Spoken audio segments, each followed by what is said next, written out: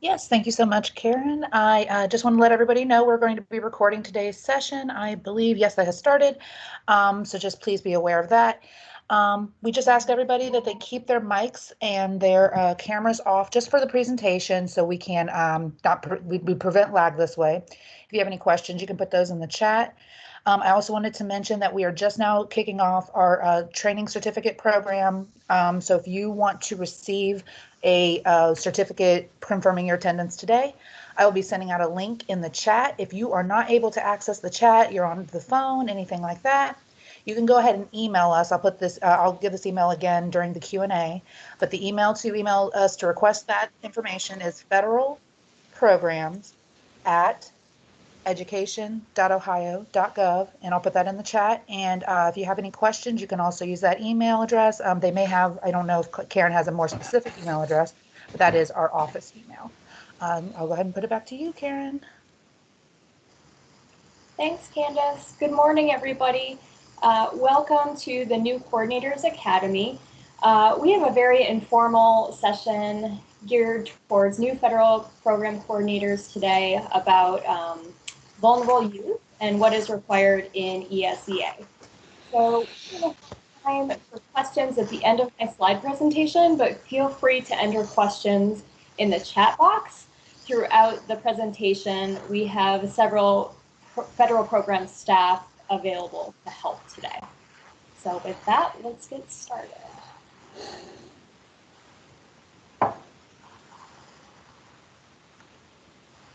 So let's start by answering the question, who are vulnerable youth? So typically, these are students who are at risk for not receiving a high quality, equitable education.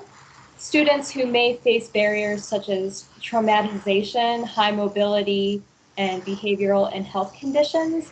And these are students who ESSA identifies as at risk for serious reporting. And Ohio's ESSA state plan addresses each of these groups. I will talk briefly about some of them in this presentation, but encourage everyone to review program-specific guidance for more information.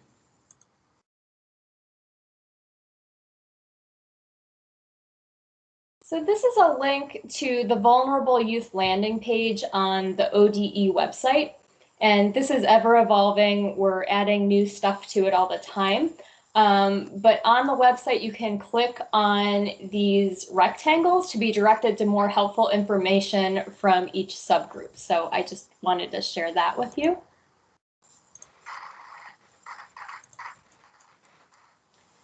So challenges and barriers in these subgroups can have administrative and program solutions. For example, homeless students may need additional supports from the district in terms of securing transportation, enrolling them promptly, and ensuring transfer of credits across multiple school systems.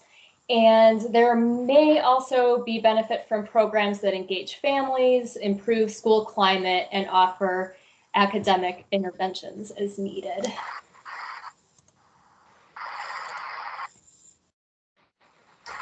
So with this slide, I just want to show you that there are frameworks, policies, and programs that your district already has in place. So we recommend reviewing these regularly to make sure that vulnerable youth are given all the opportunities possible to succeed. One such framework is the One Needs Assessment, which has required and recommended questions triggered by various district data. In the priority needs, questions about vulnerable student groups mostly fall under the special populations heading. The One Needs Assessment prompts districts to examine existing practices and barriers to academic progress, and priority needs are then used to set up the One Plan, which will lay out district and building goals and strategies and tie these to funding priorities. There's a lot of additional information and training on the One Needs Assessment, so we recommend that you see the link on the OD website here for more information on that. I want to also talk about Ohio's Whole Child Framework, which places the whole child at the center with district, school, family, and community supporting the needs of the whole child using a comprehensive approach. A whole child approach broadens district and school focus beyond academics to include meeting students' social, emotional, physical, and safety needs. And this is just another way of conceptualizing the needs of each student, in particular vulnerable students, and how we go about structuring supports and resources to ensure the needs of each child are met.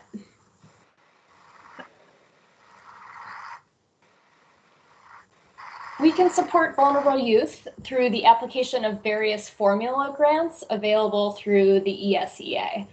We manage all of these in the Office of Federal Programs, and we're going to focus on the grants listed here.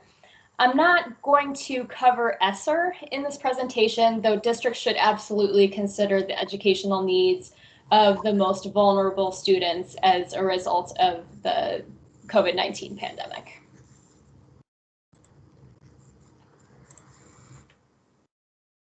So most people are familiar with Title I. It's the largest of the federal education programs under ESEA, with a focus on educational equity, providing all children the opportunities to receive a fair, equitable, and high-quality education, and to close educational achievement gaps. So the amount of financial assistance that LEAs receive is based largely on the numbers and high percentages of children from low-income families.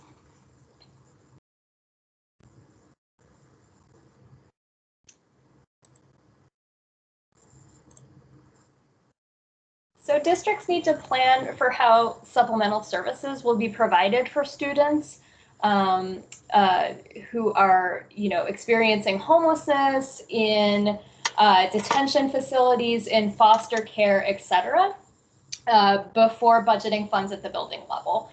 And you typically see this on the set-asides page. So there will be a place where districts are required to enter at least one PPA to support homeless students. If you have any neglected or delinquent facilities, that is an amount that we will actually generate for you. And a district or school may also reserve funds for foster care transportation from the school of origin. And if you have questions about the set-asides page at any point, we have some additional guidance on that, or you can contact your federal programs consultant.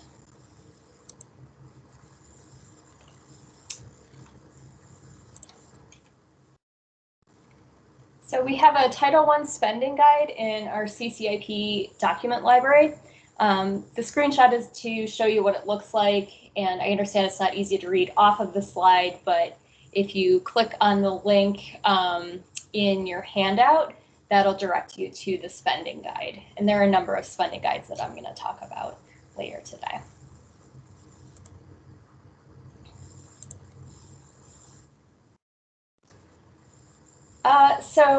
Another vulnerable group is migrant students. So the goal of the migrant education program is to ensure that all migrant students reach challenging academic standards and graduate with a high school diploma or a GED that prepares them for citizenship, further learning, and productive employment.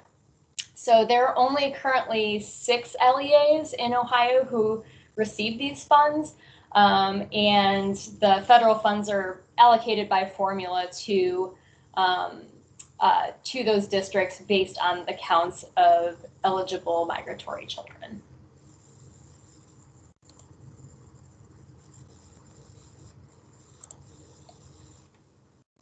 The next group is neglected and delinquent. So this is a program that I helped to coordinate, and Title I Part D serves approximately 15,000 youth in Ohio each year who reside short or long-term in local or state institutions. So funds are awarded to LEAs with high proportions of youth in local correctional and residential facilities to support dropout prevention programs for at-risk youth. So approximately 80 of Ohio's LEAs operate Title I-D programs currently, and these programs support supplemental instruction in core subject areas such as reading and mathematics, as well as tutoring, counseling, and transition services. Regardless of whether or not an LEA receives Title I-D funds, all are required to have policies and procedures to help students transitioning to and from these facilities. So, for example, we now require LEAs to assign an adjudicated youth liaison in OEDS, and we also ask them to complete supplemental planning questions in the Title I-A application about this subgroup.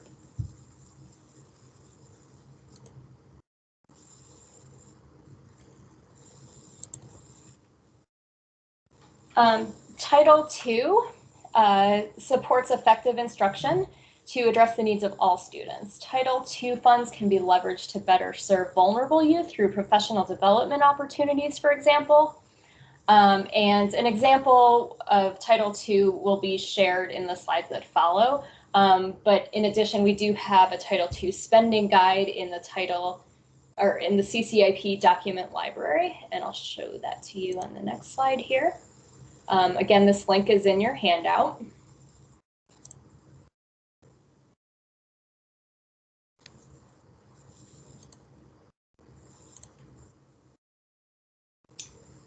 And the next group is in Title III, English learners. So the purpose is to help ensure that English learners, including immigrant children and youth, attain English proficiency and develop high levels of academic achievement in English. And aligning with the program's purpose and required activities, districts should increase the English proficiency of English learners, provide effective professional development to classroom teachers, principals, and other school leaders, and provide effective activities and strategies that enhance language instruction for English learners to include parent, family, and community engagement activities.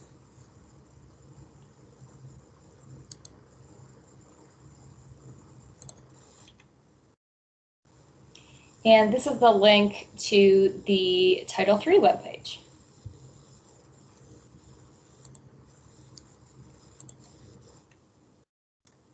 As part of Title III, the term eligible immigrant student is defined as an individual student who is age 3 through 21, was not born in any of the 50 United States, or Puerto Rico, or the District of Columbia, and has been attending any one or more schools in the United States for more than 3 school years. Title III immigrant funds are awarded to districts that have reported at least 30 immigrant students or more and have a 5% increase over the average of the last 2 school years. And there are about 40 LEAs that currently meet the criteria to receive those funds.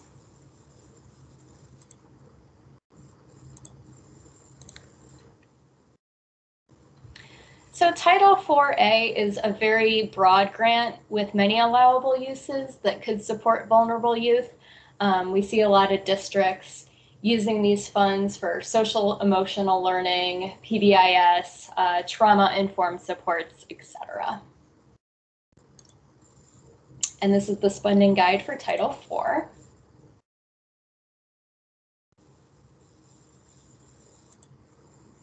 And then last but not least is Title V-B, the Rural Education Achievement Program. And this has a lot of allowable uses as well, including any authorized uses from Title I, II, III, and IV. And here's a helpful spending guide for Title IV.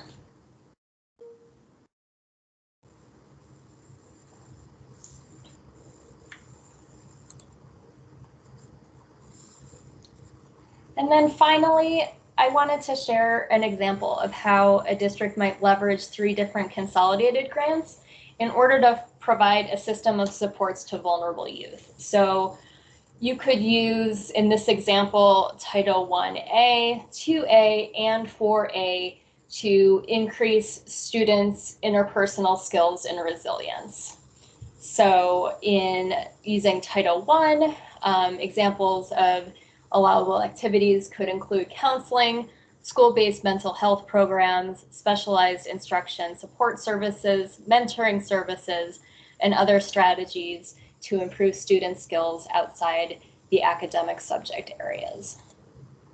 Using 2, you could provide in-service training in techniques and supports needed to help educators understand when and how to refer students affected by trauma or students who are at risk of mental illness.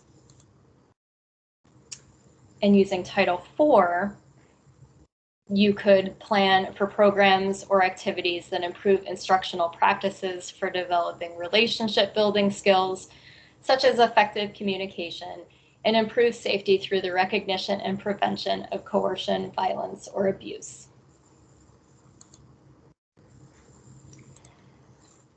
Lastly, I wanted to leave you with the emails for the program leads in our office. And feel free to reach out to them or to your federal program consultant with any questions. And so again, I want to reiterate that this is a really informal session today, and so we want to allow plenty of time for people to ask questions. We have a number of the federal programs contacts with each of the respective grants on the call today. So feel free to ask questions.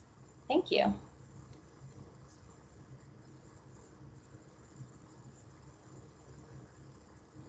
And also, if any of the program leads want to add anything that I didn't talk about, feel free to use that time as well.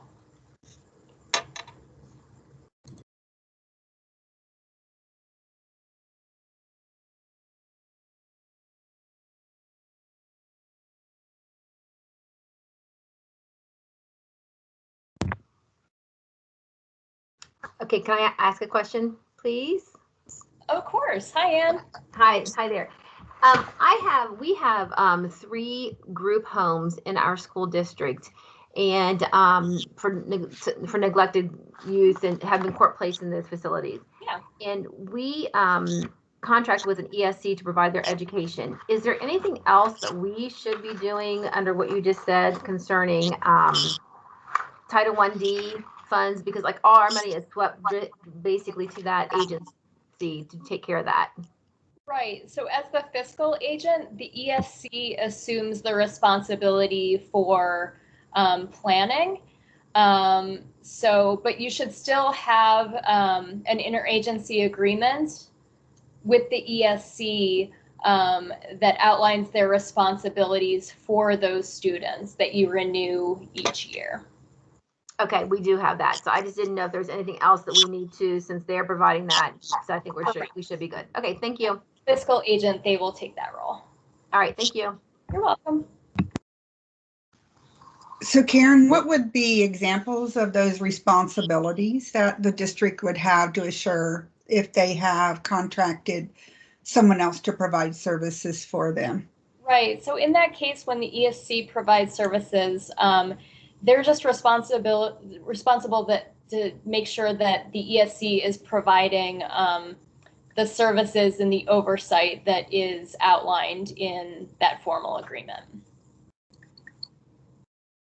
So is there any requirements on what is truly supplemental for students that are in the Title I neglected and delinquent programs? And how would a district determine what's supplemental and what isn't supplemental?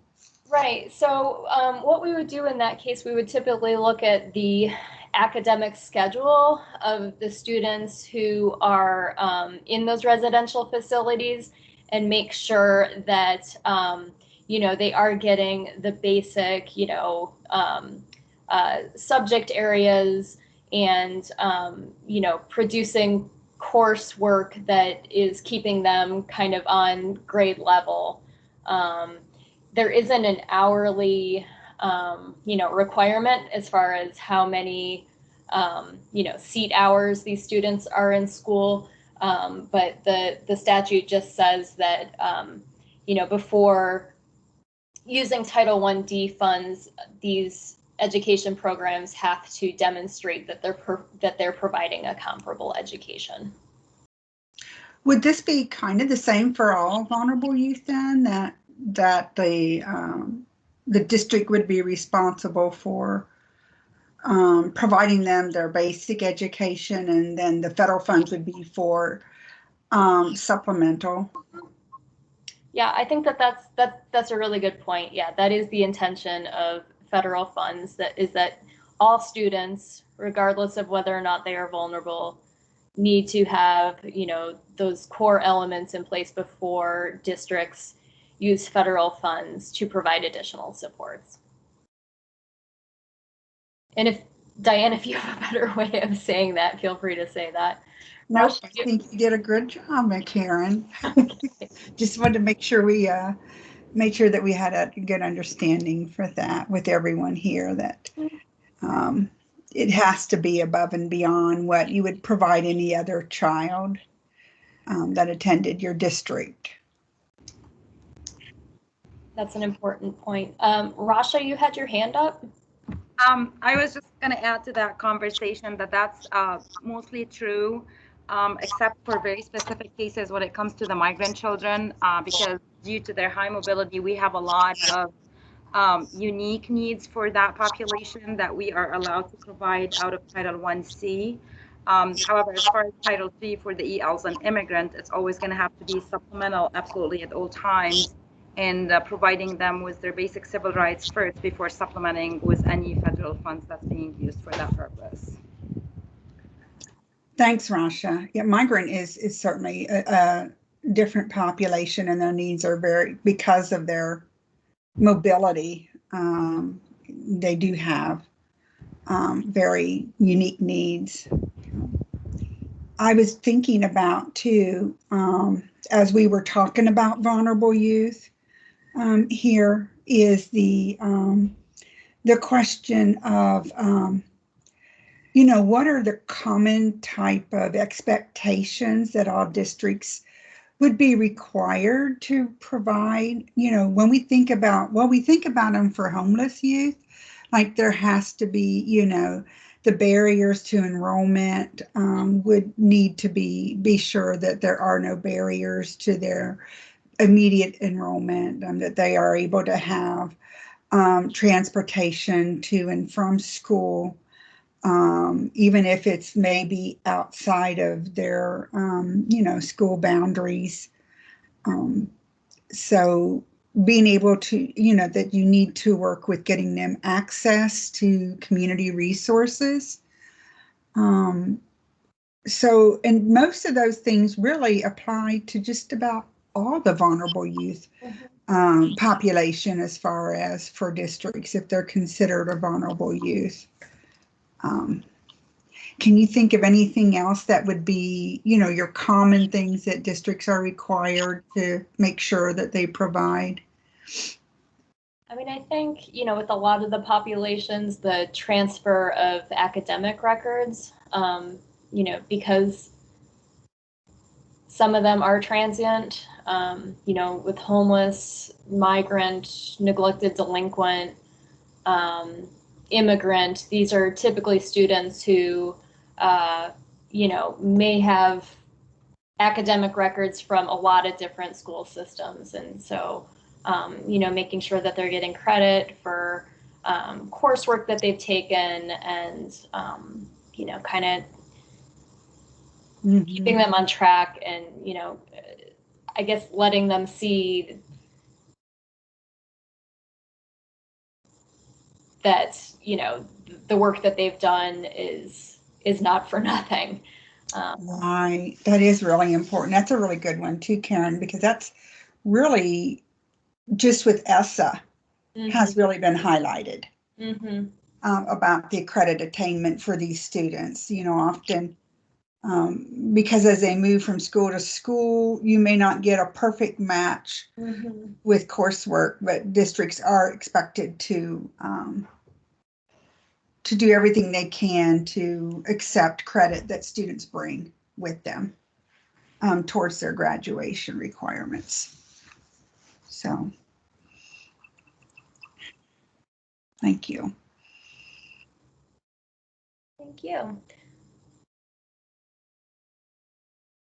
Have any of you that are participating with us today, have you ran into anything across vulnerable youth populations within your district and that you could share with others, situations or things that you've had to address?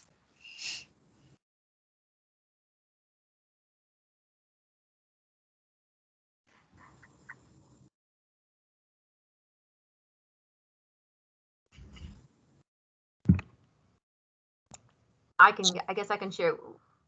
We had 3 group homes immediately in our district that have been providing services through a online digital academy. And so that was, that happened in July of last year. And we had to make some quick changes and to figure out how to educate those kids, being about 40 kids that we were not counting on.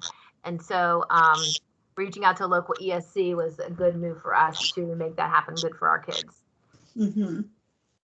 But then there's challenges, of course, because of then, with like ACT, getting those kids for ACT and for testing. And that's been, so if anyone has that kind of situation, I encourage you to kind of reach out to an ESC that might be able to help you. Mm-hmm.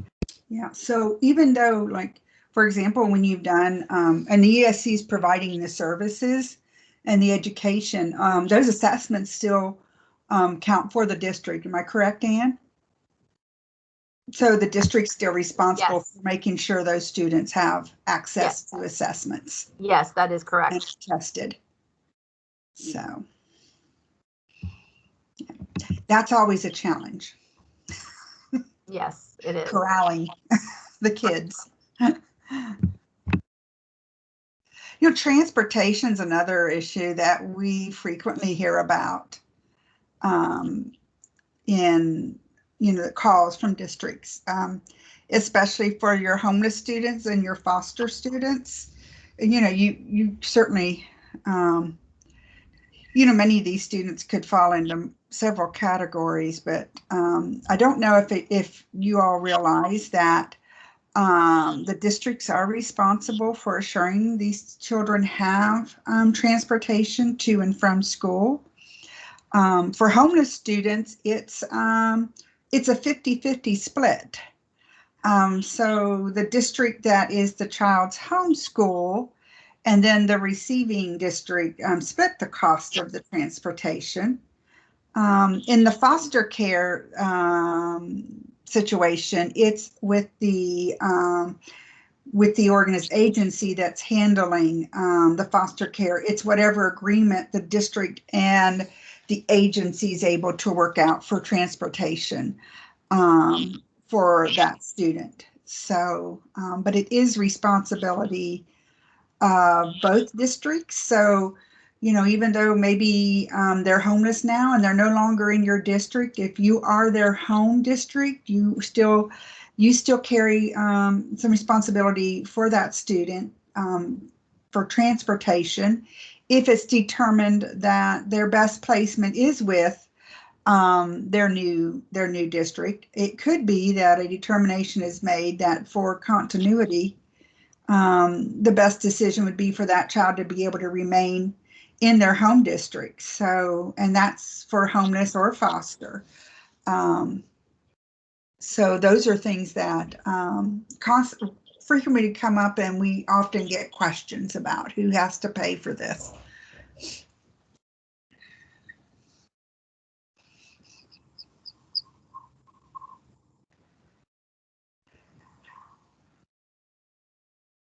Does anybody want to talk about challenges with these subgroups during this time of the COVID-19 pandemic? That's a good one, Karen.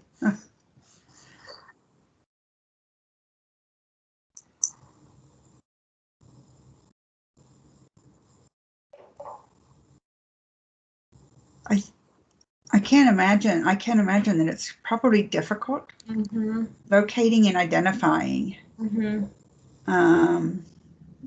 these often transient student. And of course, you have the child find requirements that if, you know, you haven't been able to locate them, they haven't logged in, or they haven't,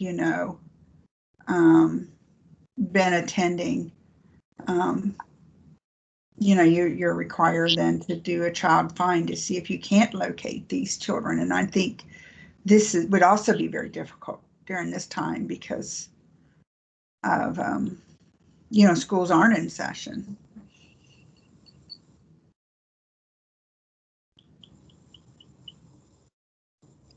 It'll be interesting to see how, learning loss may affect these groups. Mm-hmm. Why? There's probably a higher likelihood that they haven't been able to attend regularly, simply because of access, Right. that they've needed. Yeah, and I can tell you that as a state coordinator for Title III, we had the main concern because we were not able to enforce the assessment at the very beginning to identify them originally as English learners. And then we had the provisional identification. But then also now we also have the issue with actually implementing the assessment itself. Mm-hmm. The feds have provided, the state has provided an extension for implementing that assessment. But that has also been one of the biggest concerns and challenges that we've had with our English learners population. Yeah. I know, being in the district myself, just having those students who were our remote learners, and there weren't very many of them, getting the assessments completed with them was a challenge. I can't even, it's hard for me to grasp how, being able to get that done for all of them then, especially if you're in a remote learning situation. I think we have a hand raised. Yeah. Melissa, do you want to ask your question or type it? Yeah, I just wanted clarification as it relates to child find. I'm familiar with it, but are we talking child find in relation to all these vulnerable populations, or is that specific to students with disabilities? No, you're responsible for any child that's not shown up. That's, Right. I get that, but yeah, we're not talking just to children with disabilities. And okay. Yeah, we're talking about children who haven't shown up for school, and you need to figure out where they are and where, Right. No, I understand that. I mean, is there something additional for students with disabilities? Oh, I would imagine there would be with their IEPs, but I would not know. You would have to check with the Office of Exceptional Children what their additional requirements would be for them. But you have an IEP in place, and implementing that IEP is still the responsibility of the district during this time, as well as providing them their core instructional programming. So I would assume that definitely for students with disabilities, there's other things that you would have to consider and look for.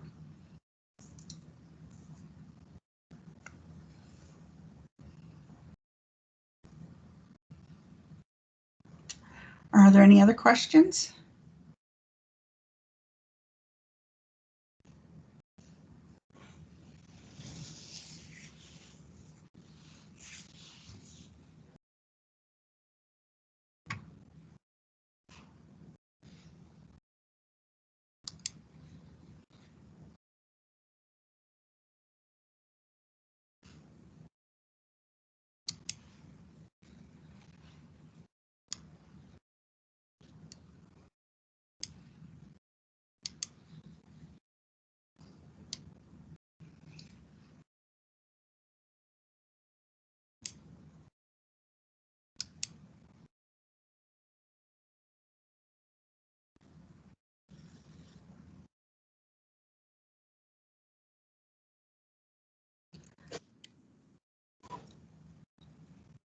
So one of the things that as we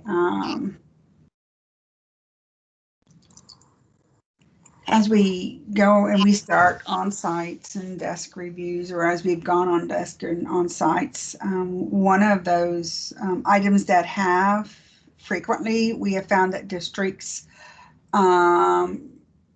did not have or were not aware of their requirement was the foster care transportation plan. And there is a template for that. If you type foster care into the search window of ODE's website, it will take you to the page that has all the requirements for foster care, but there's actually a template for you to complete the transportation plan. And so this would be what you would use to with your agency that is handling foster care to develop your plans for foster care. And that's something that I know was new. And we have found that many districts aren't aware of it as we've gone out and have been visiting with districts. So you may want to check to see if your district has a foster care transportation plan. It's not the same as your homeless policy, which prior to ESSA, they were combined. It actually is now a separate document for foster children.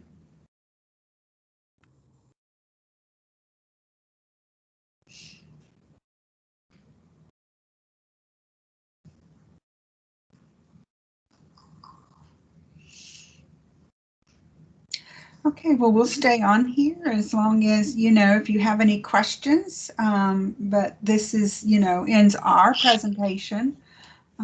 So feel free though to stay on if you have any particular questions that you would like to ask us while we're here today. We're here to help you with those questions. Otherwise, thank you, Karen, for the presentation. It was very helpful. And I encourage all of you to review the documents and the guidance that she highlighted for you about around vulnerable youth population. And also identifying for you in your district who would be your vulnerable youth population that you have. Once you start doing the needs assessment, because there's baseline data that will trigger those questions, you'll be able to see what's populating then in your needs assessment around vulnerable youth and the special populations to give you a pretty good idea on the required questions. Would definitely be a vulnerable youth population you would want to look into.